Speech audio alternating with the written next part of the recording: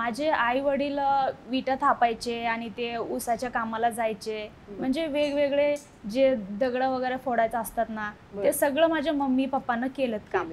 हां, त्या कामामुळं आमचं शिक्षण पण झालेलं नाहीये. संध्याकाळी जे माझे पप्पा घरी दारू पिऊन यायचे, आम्हाला सुद्धा तो मारायचा. मग ते 16 वर्ष रनिंग होतं, माझं लग्न झालं, चांगलं घर आहे, जागा आहे, खूप काही आहे असं बोलले. मग ते सगळं खोटंच होतं. मग एक दिवस तो दारूसाठी माझा गला कापला. गला कापून ही मरते का नाही म्हणून छातीवर बसून गला कापला. माझा गलाच कापला. हा. अरे बापरे. नमस्ते, मी ॲडव्होकेट नीरा धाडगे. कोणत्याही क्षेत्रात तुमची कामगिरी वाखण्यासारखी असेल, इतक्या लोकांशी मी बोलतेय ना, काहीतरी रोज नवीन शिकायला मिळतं. एकमेकांना मदत करण्यासाठी तुम्ही ही कम्युनिटी जॉईन करू शकता, पुणे वुमन्स क्लब.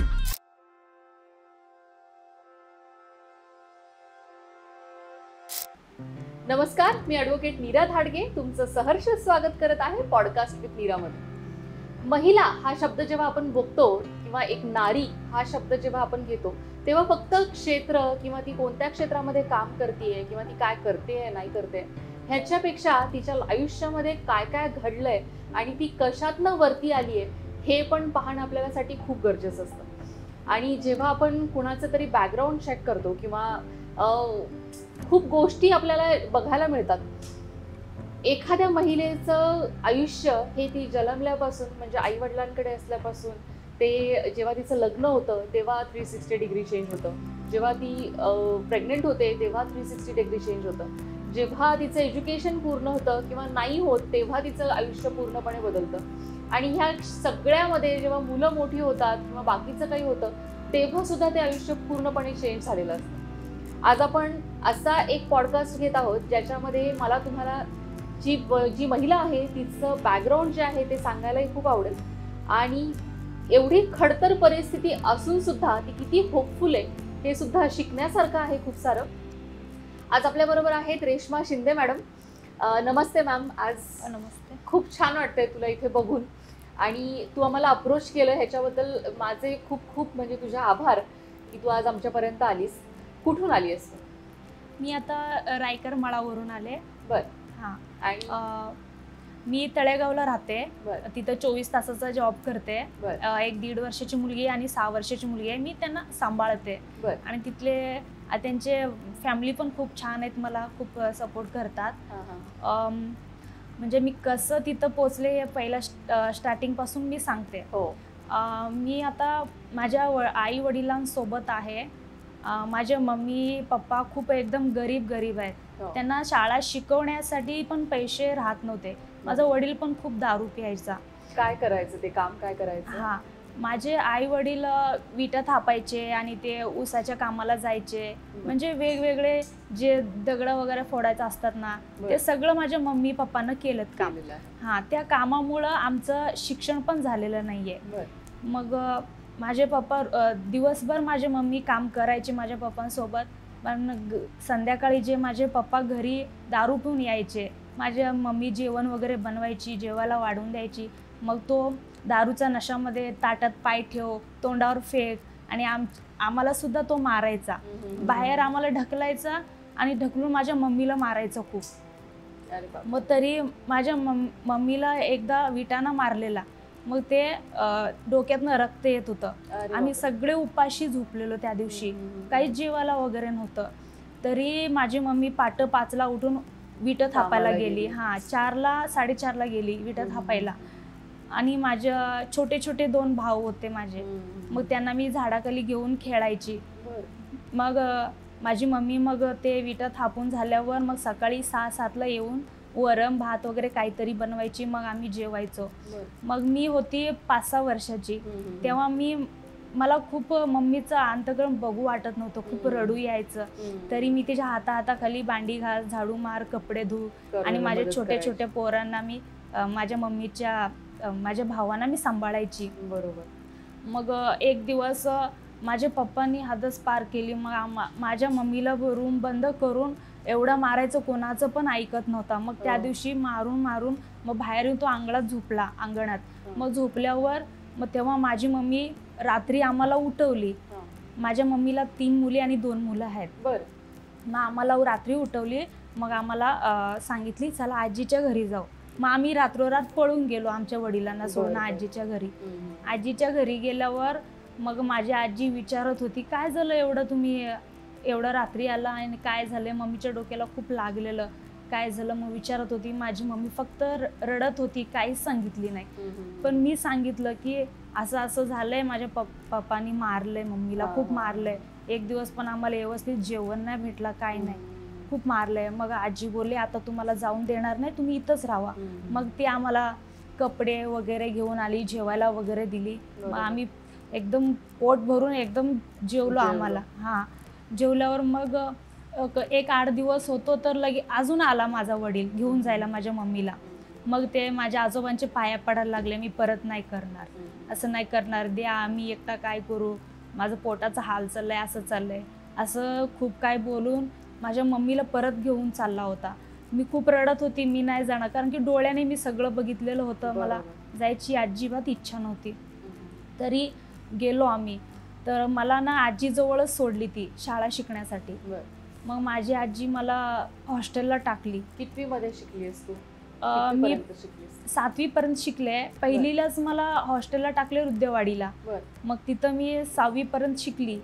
परत माझ्या मम्मीचं तेच हाल चालू होतं की ते छोटे छोटे माझे भाऊ होते, त्यांना सांभाळण्यासाठी तर मी पाहिजेच होती. मग माझी इच्छा, हां, माझं शिक्षण तिथंच चुकलं. मग मी परत माझ्या मम्मीच्या मागे लागली. मम्मीच्या मागे लागली तर परत माझ्या आजी आजोबा बोलले आता ती 14-15 वर्षाची आहे, मग तिचं लग्न करू. मग ते 16 वर्ष रनिंग होतं, माझं लग्न झालं. लग्न झाल्यावर असं सांगितले त्यांच्या घरच्यांनी की तो फायनल्स करतो आणि चांगला आहे, चांगलं पैसा भेटतात त्याला, चांगलं घर आहे, जागा आहे, खूप काही आहे, असं बोलले. मग ते सगळं खोटंच होतं. मग ते अंधविश्वास त्यांनी जाऊन बघितलं पण नाही की काय काय आहे, फक्त घर एवढंच पाहून आलेले. मग लग्न झालं. मग हळूहळू 2-3 महिन्यात मला समजायला लागलं तो दारू पण पित होता, सिगरेट पित होता. मग त्यांना काही जागा वगैरे नव्हती, काही फायनल्स करत नव्हता, फक्त घर होतं. फक्त गाडी घ्यायची, मग फिरायचं, खायचं प्यायचं झोपायचं, एकच काम चालू होतं त्याचा.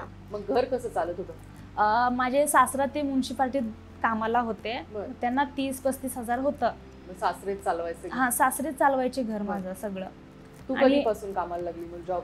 लग्न झाल्यानंतर? लग्न झाल्यानंतर 1 वर्षानंतर तो असं फिरत होता तर घरच्या बाहेर काढले माझ्या सासू सासऱ्यांनी. तर आम्ही कल्याणला आलो.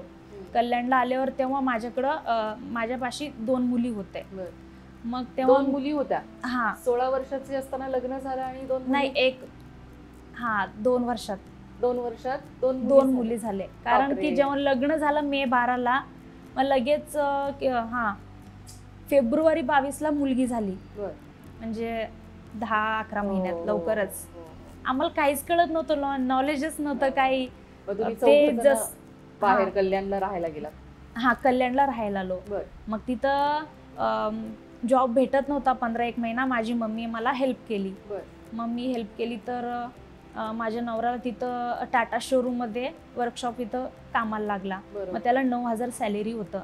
मग ते 9,000 सॅलरी 1 महिना आल्यावर तो 2-3 हजारचा राशन भरायचा, बाकीचे तो दारूमध्येच उडवायचा. मग आम्हाला संसार केला तिथं मी 6 वर्ष होते कल्याणला. 6 वर्ष संसार केले. आणि मी छोटे छोटे माझे मुली होते 2, त्यांना सोडून मी पण जॉबला जायची. डायफर कंपनी आहे, तिथं सुपरवायझरचं काम करायची मी. किती पगार होता तिथे? मला 7.5 पगार होतं, कारण की तेव्हा एवढा जास्त सॅलरी नव्हतं. 7.5 सॅलरी होतं. काम करायची दिवसभर. मग घरी आलं की ह्याचं दारू पिऊन नाटक, हां, दारू प्यायचा, ह्याचं रोज नाटक, मारायचं, करायचं, रोज टॉर्चर. तू कुठं गेली, तू कामाला का जाते, तू कुणाला बघितली, कुणाला नाही, हे सगळं चालू असायचं. तरी मग 2-3-6 वर्ष असंच निघून गेले. मग एक दिवशी तर तो दारूसाठी हदच पार केला की रेझर पाना पर्समध्ये 10-12 घेऊन फिरायचा. 8 दिवस घेऊन फिरायचं. मला काही समजलं नाही. विचारलं तरी कशाला घेऊन फिरता, तो मला कंपनीत लागतात हे. आता मी गप्प बसली. गप्प बसल्यावर मग एक दिवस तो दारूसाठी माझा गला कापला. गला कापून ही मरते का नाही म्हणून छातीवर बसून गला कापला. माझा गलाच कापला. हा, अरे बापरे. हा, 17 टाक्या पडल्यात. छातीवर बसून गला पण दाबत होता. माझ्या मुली एवढे वरडत होते, मग आजूबाजूचे उठले, पण तो पळून गेला मला तिथंच हालमध्ये सोडून. मग आजूबाजूचे जे लोक मला हॉस्पिटलला घेऊन गेले, कुठं भिवंडीला. मग भिवंडीला पण नाही पकडलं मला. शेवटी ठाण्याला छत्रपती शिवाजीनगर तिथं घेऊन गेले.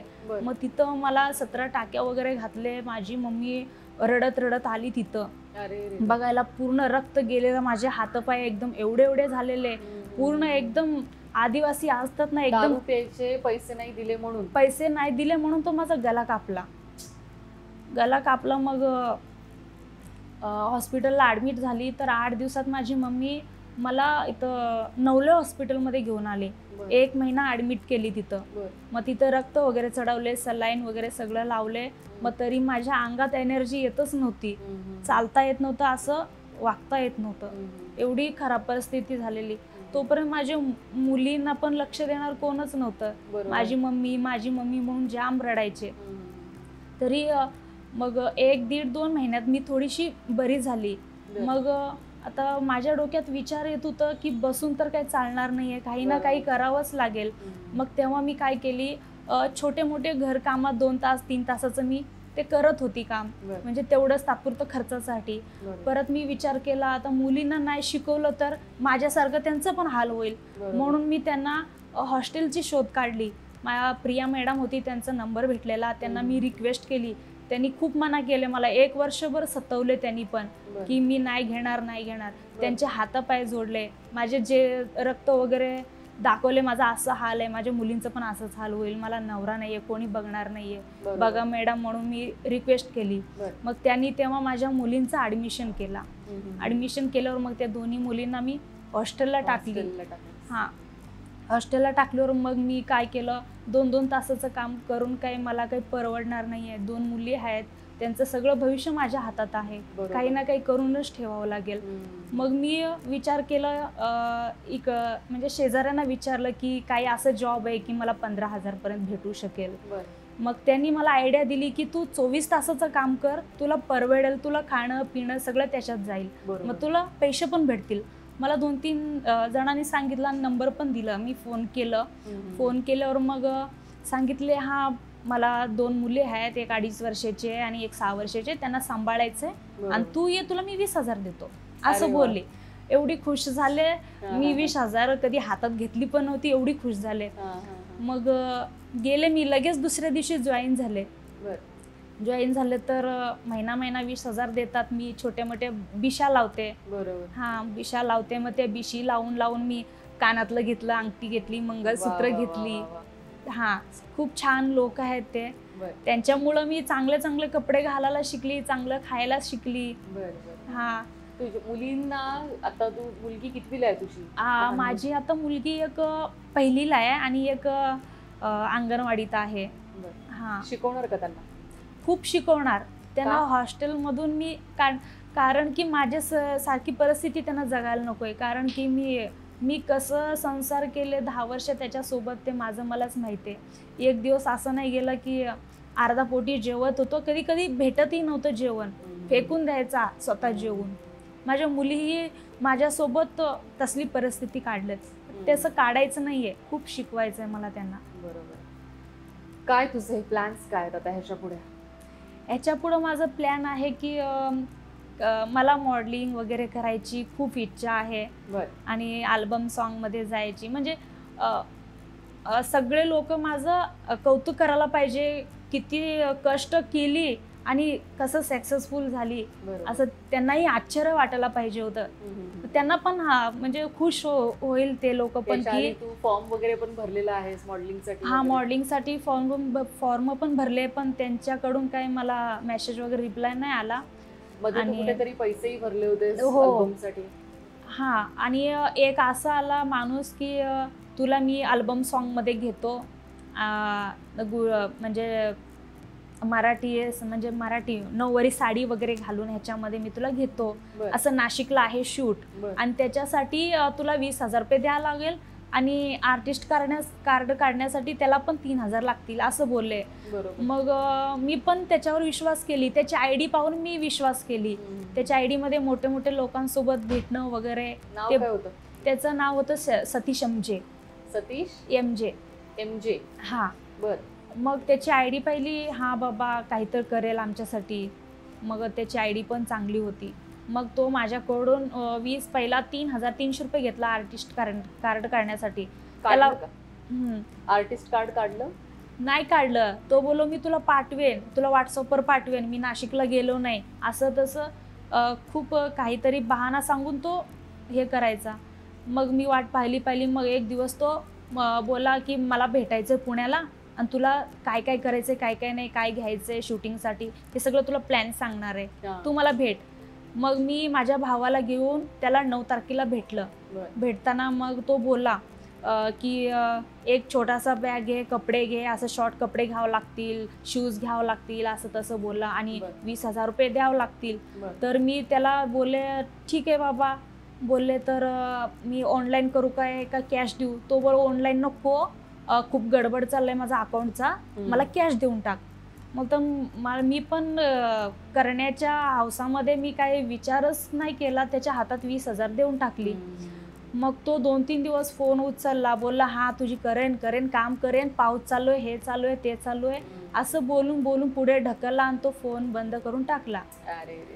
एवढं मला खराब वाटलं, मी तुटूनच गेले. आता कुणावर विश्वास करण्यासारखंच मला नाही राहिलं, अजिबात नाही.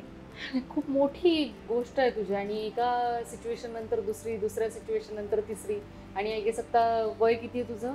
माझं वय आहे 26. हा. एवढं सगळं असताना सुद्धा, आणि एवढं सगळं तुझ्या लाईफमध्ये घडलेलं असताना सुद्धा, तरी तू खंबीर उभी आहेस. आज तू इथे आलीस, त्याच्यामुळे आम्हाला असं तुझी स्टोरी ऐकायला मिळाली. आणि इतक्या सिच्युएशन येऊन सुद्धा, आई वडिलांची सिच्युएशन, आजोबांची सिच्युएशन, नवऱ्याने काहीतरी गडबड केली, तुला 3 मुली आहेत, 3 मुली म्हणजे खूप मोठी जबाबदारी असते. आणि त्याच्यामधून सुद्धा तू आता स्वतः 20,000 रुपये कमवतीये. तुझी स्वतःची स्वप्न आहे की तुला मॉडेलिंग करायचंय आणि अल्बम मध्ये पार्टिसिपेट करायचंय. खूप मोठी होशील तू, आणि अशीच हसत राहा, अशीच पुढे जात राहा. हा आजचा इंटरव्ह्यू जे लोक बघत असतील आणि ज्यांना तुझ्यापर्यंत पोहोचायचं असेल ते नक्की पोहोचतील. फक्त एक काम करशील, जेव्हा तुला कोणी अप्रोच करेल की आम्हाला एवढे पैसे द्या, तेवढे पैसे द्या, तेव्हा नक्की तू आम्हाला अप्रोच कर, म्हणजे आम्ही तुला चेक करून सांगू की नक्की तू काय करू शकते, काय नाही ते. थँक्यू सो मच आज इथे आलीस, आणि तुला खूप खूप शुभेच्छा आमच्याकडून. थँक्यू. नमस्ते. थँक्यू.